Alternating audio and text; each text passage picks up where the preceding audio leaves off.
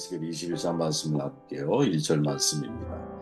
또 여호와의 말씀이 내게 임하여 이르시되 인자야 너는 얼굴을 예루살렘으로 향하여 성소를 향하여 소리내어 이스라엘 땅에 예언하라.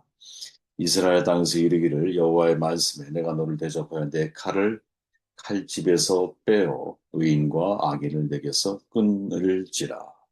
하나님의 나라 시민은 중보자가 되어야 합니다. 라는 제목으로 말씀을 나누도록 할게요.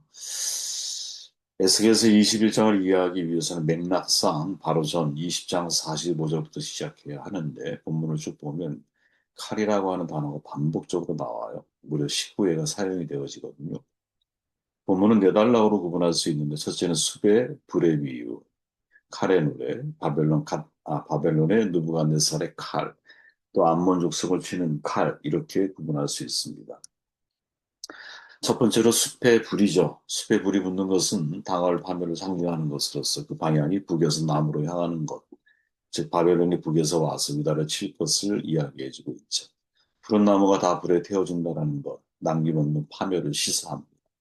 20장 47절에 기록되어져 있죠.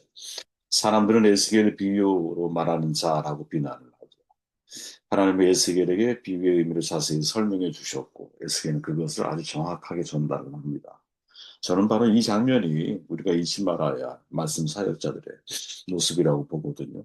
하나님의 말씀을 그 비유에 대한 자세한 이해를 우리에게 하나님이 허락해 주셨을 때 하나님의 감동으로 쓰여진 성경을 하나님의 감동 없이 해석하기가 어렵잖아요. 그죠? 해보셔서 알잖아요. 그것을 정확하게 전달할 수 있는 능력이 이 선지자들에게, 특별히 예언자들에게 필요하다라는 거죠. 항상 그것을 위해 우리가 노력을 해야 한다고 봐요.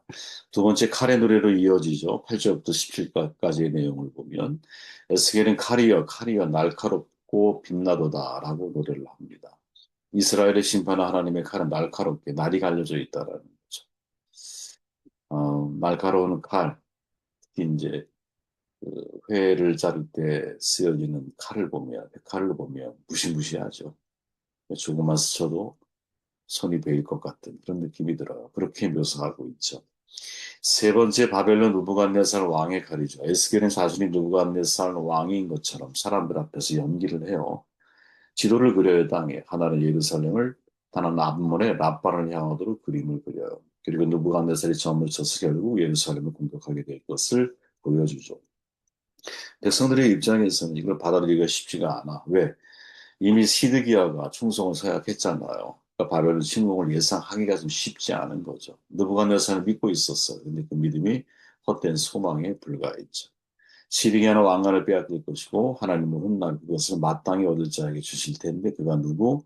계시록 5장 5장에 보니까 예수 그리스도다라고 이야기해주고 있죠. 그리고 네 번째 단락으로 암몬 족속을 치는 칼을 28절부터 32절까지 소개를 하는데 예루살렘을 친 느부갓네살의 칼은 암몬의 랍바로 쳐서 하나님의 심판을 대행을 하게 돼요. 어느 시대에 있는 국가도 마찬가지지만 암몬에도 거짓 선자들이 있어서 안전을 예언했어요. 그 모든 것은 다 거짓으로 드러날 거예요. 그리고 그들의 목에 칼이 놓일 겁니다. 라고 29절에 이야기를 하고 있죠. 결국 유다는 말씀대로 하나님의 칼에 멸망을 하게 되죠. 저는 그런 질문을 던지게 됐어요. 특별히 이 3절에 보면 여호와의 말씀에 내가 너를 대적하여 내 칼을 칼집에서 빼어 칼집에서 빼신다라고 무시무시한 이야기를 하고 계시는 거죠. 반대로 질문을 한번 해보게 된 겁니다. 하나님의 심판의 칼을 다시 칼집에 넣을 수 있게 만들 수 있는 존재가 있을까? 사실 이게 우리에게 중요한 문제 아니겠습니까? 인간은 언제고 실패할 수 있어요. 넘어질 수 있어요. 문제는 그로 인한 예를 들어서 내가 만든 심판의 결과일지 모르지만 어쨌든 그로 인하여 내가 어려운 상황에 직면했을 때 누군가 이 칼을 다시 칼집에 넣을 수 있도록 만드는 존재. 지금 하나님께서는 칼집에서 칼을 빼고 계신다면 누군가 다시 그 칼을 칼집에 넣을 수 있는 존재. 그가 누구일까? 그가 누가 되어야 할까? 이 질문에 대한 해답은 너무나 자명하죠. 사도 바울이 말한 것처럼. 하나님은 한 분이시요 또 하나님과 사람 사이에 중보자도 한 분이시니 곧 사람이신 그리스도 예수라. 사실 이 구절은 여러분 깊이 묵상할 필요가 있는 구절이거든요. 사람이신 그리스도가 중보자가 되신다 이 말이죠. 사람인 우리들이 중보자가 될 수 있다. 여러분 이렇게 읽혀지지 않았어요? 중보자가 없다면 하나님의 심판의 칼을 피할 수가 없죠. 그렇게 하나님의 사람들은 사실은 중보자가 되어야 하는 거죠. 이게 이 세상을 살아가는 그리스도인의 정체성 안에 담겨져 있는 사역을 향한 방향의 동력이 될 수 있는 거죠. 분명 하나님과 사람 사이에 중보자가 필요한데 그 중보자는 예수님입니다. 승천하시면서 보내주신 그리스도의 영이신 성령 하나님께서 중보 사역을 이어가시죠.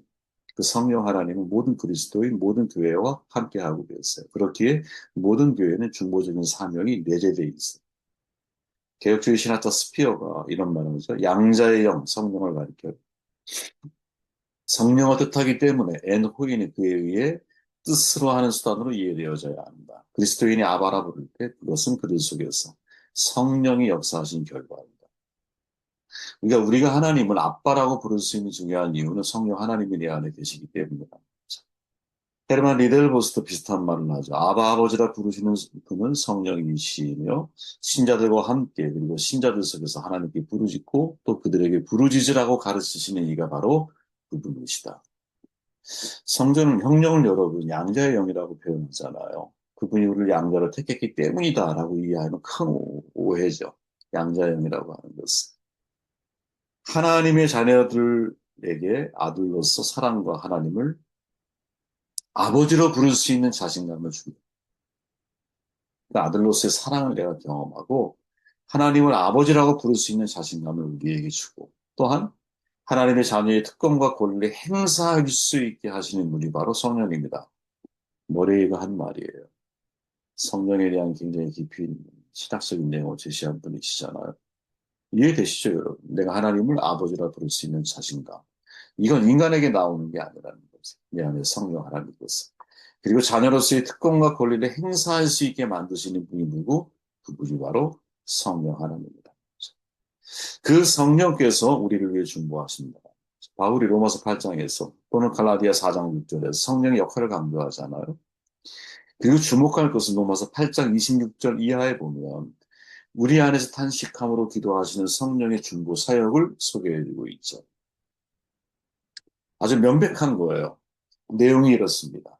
이와 같이 성령도 우리의 연약함을 도우시나니 우리가 마땅히 밑바를 알지 못하나 오직 성령이 말할 수 없는 단식으로 우리를 위해 친히 간구하시느니라. 그러니까 성령이 우리를 중보하시면서 우리에게 하시는 역할 가운데서 가장 핵심적인 게 뭐냐? 우리의 연약함을 도우십니다.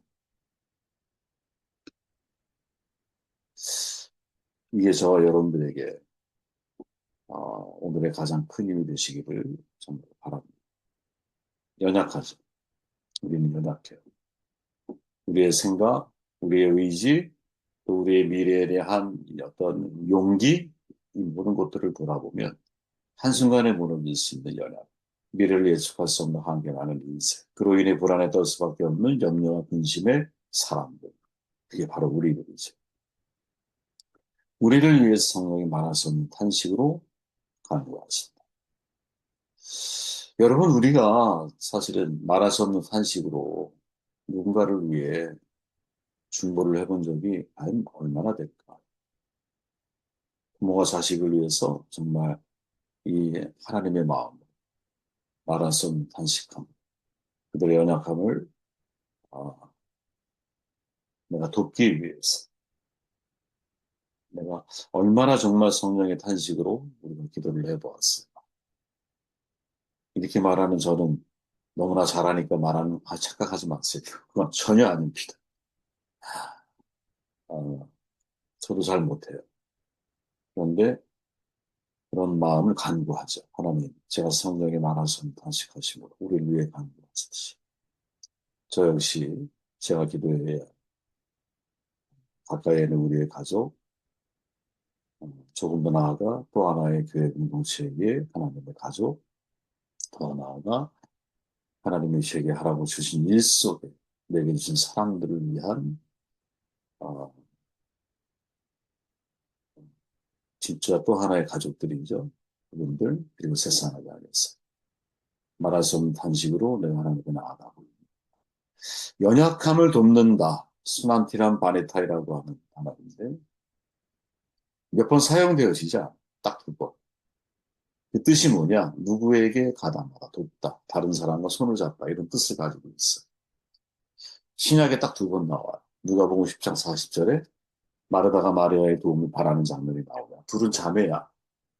자매가 자매에게 자기 동생에게 도와달라고 예수님께 부탁을 해요. 그래서 연약함을 돕는다라는 말은 뭐냐? 성자와 성령 하나님께서 그들의 삶 속에 가담해서 누구에게 가담한다는 뜻이죠. 가담해서 손을 붙잡고 돕듯이 우리를 두고 있습니다. 그러니까 우리의 삶의 현장에 나의 연약함의 현장에 하나님이 함께하고 있습니다. 그리고 손을 잡고 나를 도우신다 이게 우리가 해야 할 일이죠.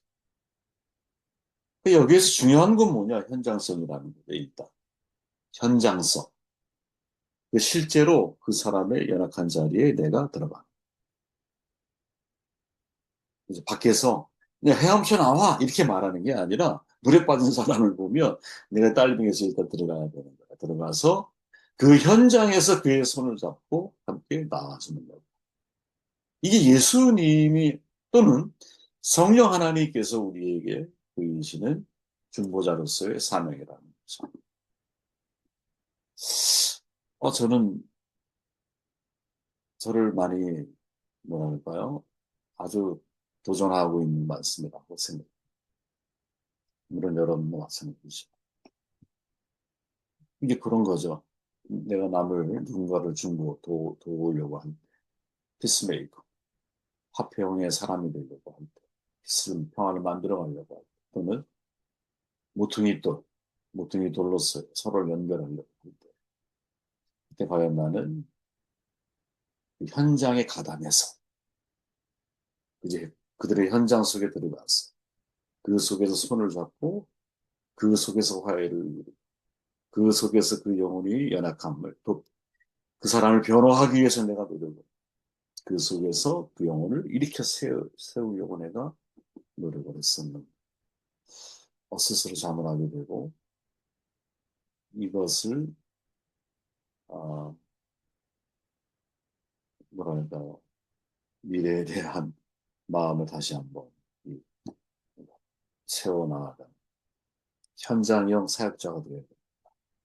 현장형 중보자가 되어야 돼. 이런 생각을 자꾸 하게 됐어요. 아까 제가 바울의 말이 중요하다고 말했죠. 하나님과 사람 사이에 중보자가 한 분이시고 사람이신 그리스도 예수. 이 논법이 되게 재밌는 거 알아요? 하나님의 아들이시잖아요. 그죠? 근데 그분이 사람 사이의 중보자가 되셨어요. 근데 무게중심이 어디에 가 있어? 사람이신 그리스도 예수. 사람에게 가 있어. 그러니까 상대적으로 손을 잡고 다시 이 관계를 회복해야 할 대상은 누구예요? 사람입니다. 여러분 제가 요한복음 15장에서 포도나무 비유가 나오잖아요. 정말 놀라운 부분이 있다라고 말씀드렸죠. 내 아버지는 농부야. 나는 포도나무야. 너희는 가지야. 아니 아버지가 농부면 아들은 농부의 아들이어야 되는 게 맞잖아. 최소한 일꾼은 돼야 될 거 아니야. 표현적으로 보면. 근데 주님은 당신은 포도나무에 비유하시고 우리는 가지에 비유하시죠. 하나님이시면서 사실은 사람이 되셨다라고 하는 이 말씀에 중보자로서 우리가 어떠한 무게중심, 그러니까 진짜 균형을 이루어야 될 균형은 하나님과 사람 사이의 팽팽한 균형이 아닌 거야. 연약한 사람의, 그러니까 제가 지난주 말씀드렸던 것처럼 기계적인 공정함을 따질 거냐, 아니면 호혜적인 공정함을 따질 거냐. 이 사회는 여러분 기계적인 공정함을 가지고 사람들을 대하거든요. 그러니까 내가 10시간 일하면 10시간은 몫을 받아야 돼. 야근하면 야근 수당을 받아야 돼. 그래야 억울하지 않은 거야. 근데 성경에서 말하고 있는 하나님의 나라의 천국의 특징은 뭐냐면 기계적인 공정함을 뛰어넘는 상호호혜적인 공정함을 강조하거든. 그러니까 예를 들어 내가 둘이 살아. 그러면 둘이 사는데 필요한 비용이 있어. 근데 어떤 가정을 뭐 목회자의 가정은 예를 들어 자녀가 4명일 수 있죠. 6명이 살아. 그러면 사이즈가 다르잖아. 사이즈. 그럴 때 기계적인 공정함은 만약에 이 사람이 선배라면 여기를 더 많이 챙길 거야. 그런데 상호 호혜적인 공정함은 그게 다른 거죠. 그게 우리에게 있을 수 있느냐. 그걸 고민해야 한다. 단순한 중보자가 아닌 거예요. 사도 바울의 표현에 의하면. 사람이신 그리스도 예수. 사람을 누구보다 잘 이해하고 사람의 연약함을 잘 알기에 사람에게 무게중심을 두고 하나님에게 중보를 요청할 수 있는 사람. 이게 진짜 중보자가 갖춰야 할 아주 핵심적인 사명입니다. 현장에 들어가서 그 현장에 어려움과 고통을 당하는 사람들의 마음을 내가 해야 돼. 그들의 입장에서 변화하는 것. 그들의 입장에서 은혜를 구하고 있는. 그들의 입장에서 내가 탄식함으로 하나님 앞에 간구하고 있는. 그때 하나님의 칼이 다시 칼집에 꽂히는 것. 만약에 내가 하나님의 입장에 있어서 연약한 사람을 바라보며 정죄하겠죠. 그죠? 정의를 구하겠죠. 근데 사람의 입장에서 하나님 앞에 어떤 중보의 요청을 만약에 하게 된다면 우리는 은혜를 구하게 돼요. 사랑을 구하게 돼요. 근데 언제 하나님의 마음이 움직이실까? 언제 칼이 다시 칼집에 꽂힐까? 그것은 정의가 아니야. 성경이 말씀하고 있는 일관된 내용들을 보면 하나님의 정의는 예수 그리스도 안에서 이루어집니다. 예수님은 사람이신 그리스도 예수로서 하나님과 사람 사이의 중보자가 되는 것을 우리가 이런 사람이 되고 이런 또 삶을 살아내고 주의 이름으로 축원합니다.